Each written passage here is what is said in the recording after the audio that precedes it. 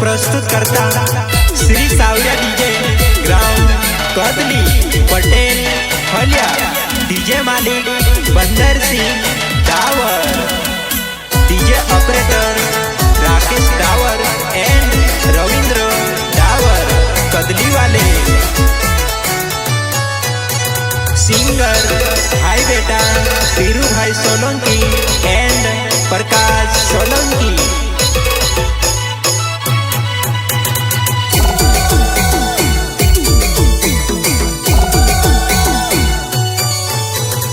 चलती बामणी ने कहती धरनी ने आई पड़े बसेहरवा में जवाना आई पड़े बसेहरवा में जवाना